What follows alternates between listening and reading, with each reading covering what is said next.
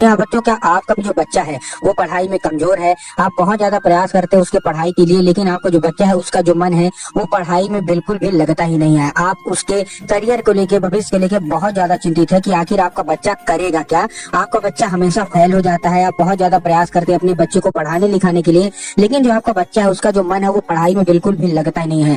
तो ऐसे में कौन सा उपाय करें ताकि जो आपका बच्चा है वो पढ़ाई में होशियार हो जाए।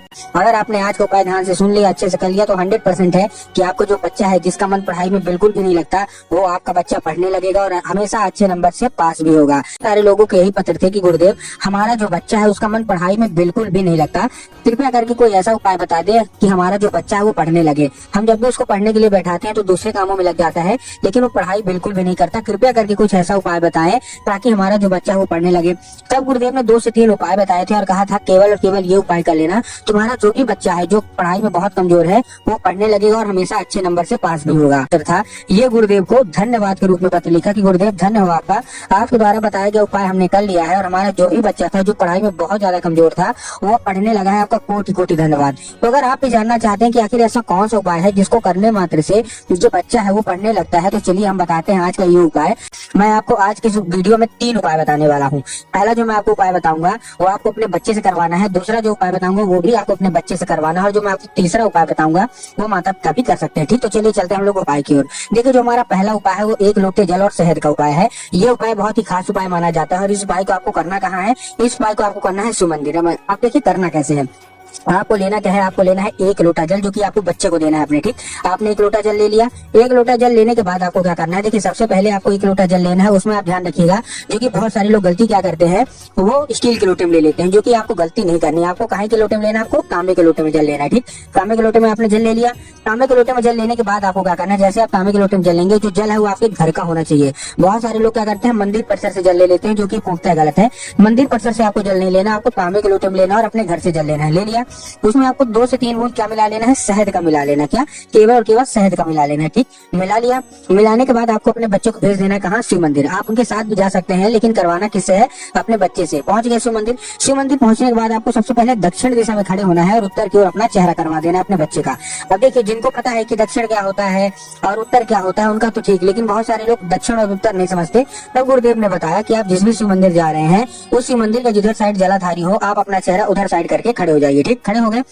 खड़े होने के बाद क्या करना है, जैसे आप खड़े हो जाएंगे, खड़े होने के बाद उसको बोलेगा कि तुमरुका माता का नाम। कौन सी माता का नाम, तो एक माता है तुमरुका माता। तो आपको क्या करना है कि तुमरुका माता का नाम लेके उसको बोलिएगा कि वो जो जल है वो कहाँ अर्पित कर दे, बाबा भोलेनाथ की शिवलिंग पे। कुछ नहीं करना, केवल केवल तुमरुका माता का ये नाम लेके उसे केवल केवल अर्पित करवा देना। पूज्य गुरुदेव कहते हैं कि महादेव इतने सरल हैं कि वो केवल इतने से ही खुश हो जाते हैं। अगर आपका बच्चा और कोई सा उपाय नहीं करता, केवल और केवल तुमरुका माता का ये उपाय कर देता है, तो आपका जो बच्चा है, जो मन बुद्धि है, वो पढ़ने लगेगा। ठीक, ये था हमारा पहला उपाय। अब हम आते हैं अपने दूसरे उपाय की ओर। अब दूसरे उपाय में आपको करना क्या है, देखिए ये भी बहुत ही सरल सा उपाय है। इस उपाय में आपको करना क्या है, देखिए सबसे सिंपल मैं आपको बता रहा हूँ। आपको करना क्या है, आपको लेना है केवल और केवल 1 पान का पत्ता और उसमें शहद लगा लेना है। क्या लगाना है, 1 पान का पत्ता लेना है और उसमें शहद लगा लेना है। अब देखिए, जो पान का पत्ता होता है, ठीक है, पान का पत्ता आप लेंगे तो ध्यान रखिएगा कि पान का पत्ता अच्छा हरा होना चाहिए, कहीं से भी कटा फटा नहीं होना चाहिए, कहीं से भी खंडित नहीं होना चाहिए। ठीक, ले लिया।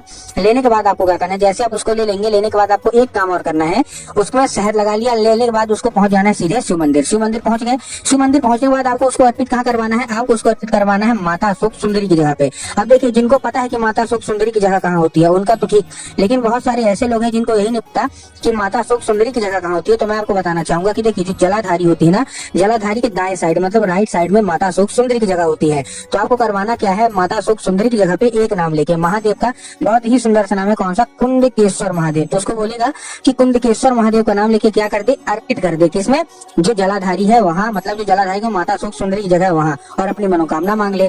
पूज्य गुरुदेव कहते हैं कि अगर वो व्यक्ति, मतलब जो आपका बच्चा है जो मन बुद्धि हो चुका है, आपको लगता है पढ़ाई लिखाई नहीं करेगा, केवल ये उपाय करता है, तो उसकी जितनी भी मन बुद्धि है वो अच्छी हो जाएगी, वो पढ़ने में होशियार हो जाएगा और जीवन में कभी भी फेल नहीं होगा। ठीक है, ये था हमारा दूसरा उपाय। अब देखिए, हमको भी पता और आपको भी पता है कि जो बच्चे होते हैं उनका जो मन है वो पूजा पाठ और उपाय में नहीं लगता, तो आप उनका जो भी है वो कैसे आप करवाएंगे। आप उनका जो मंद बुद्धि है, जो पढ़ने लिखने में कमजोर है, जो माता पिता है जो उनके करियर को लेकर बहुत ज्यादा चिंतित है, वो कैसे करवाएंगे, चलिए हम उसकी बात कर लेते हैं। अब इस उपाय में आपको करना क्या है, देखिए सबसे सिंपल मैं आपको बता रहा हूँ। इस उपाय के लिए आपको लेना है एक लाल फूल। ये उपाय की सबसे अच्छी बात है कि इसको आप अपने घर में ही कर सकते हैं। ठीक, लाल फूल ले लिया। लाल फूल लेने के बाद आपको क्या करना है, अपने घर में सरस्वती माता की फोटो चाहिए। अब देखिए, सरस्वती माता की फोटो अगर आपके घर में है हैं तब तो अच्छी बात है, लेकिन अगर नहीं है तब आपको क्या करना है, बाजार से खरीद के लाइए और अपने घर में उनको स्थान दीजिए, स्थापना करिए। ठीक, अब देखिए करना क्या है, सरस्वती माता की फोटो ला ली आपने, सरस्वती माता की फोटो लाने के बाद अर्पित करना है शाम के वक्त। जब भी शाम की पूजा होती है तो आपको क्या करना है, एक लाल फूल चाहिए। अब चाहिए लाल फूल, देखिए कोई भी हो सकता है, मतलब आप गुलाब का ले लीजिए, गुड़हल का ले लीजिए, जिसका मन है उसका ले लीजिए। ले लिया,